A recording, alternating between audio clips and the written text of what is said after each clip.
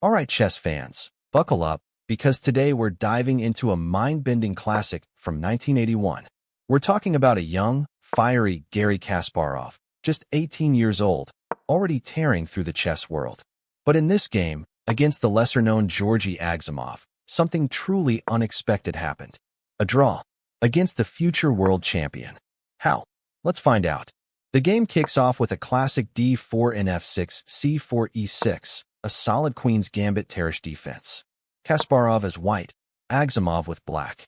Early on, Agzamov shows he's not intimidated, playing a strong d5, establishing a central pawn presence. Kasparov trades the bishop for the knight on c6, creating those doubled pawns for black, which often leads to positional headaches.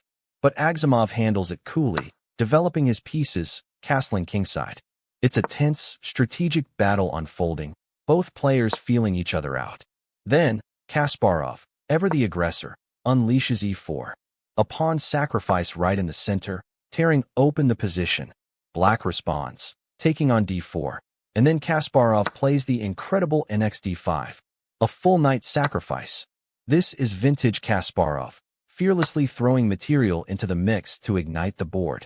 Agzamov, to his credit, accepts the challenge, taking the knight. The board explodes with tactics. Kasparov recaptures on d5, and then goes for the queen trade with qxc6, followed by taking the other queen on c7. Suddenly, after all that fireworks, the smoke clears. Queens are off the board, and we're in an endgame. Kasparov picks up the pawn on d4, and after all the exchanges, the material is essentially equal. This is where the critical mistake really manifests, not as a blunder, but as a missed opportunity. Kasparov, despite his aggressive opening and the knight sacrifice, couldn't quite find the decisive advantage in the resulting simplified position. Agzamov's defense was absolutely rock solid, navigating the tactical storms with incredible precision. He didn't crack under the pressure of the future world champion's onslaught. The game grinds on. It's a rook and bishop versus rook and bishop endgame. Kasparov tries to create something, pushing his pawns on the king's side, maneuvering his rook. Agzamov matches him move for move. The position remains incredibly balanced. Kasparov's a-pawn pushes forward, trying to create an outside passer, but Agzamov's rook keeps it under control. White's king activates, but black's king is also safe. It's a masterclass in defensive resilience from Agzamov, not giving Kasparov an inch. And then, the moment of truth. After a relentless struggle, Kasparov realizes there's no way through. No breakthrough, no advantage to exploit. With his rook on e8, he delivers a check to the black king. And that's it. Agzamov is forced to move his king, and Kasparov plays re8 plus again.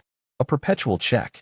The finishing blow isn't a checkmate, but a forced draw by perpetual check. The game ends right there. Half a point each. An incredible testament to Agzamov's defensive prowess and a rare early glimpse of Kasparov being held to a draw in such a dynamic game. What an incredible battle. If you enjoyed this deep dive into a classic, make sure to hit that like button, subscribe for more epic chess content, and let me know in the comments. What do you think Kasparov could have done differently to break through?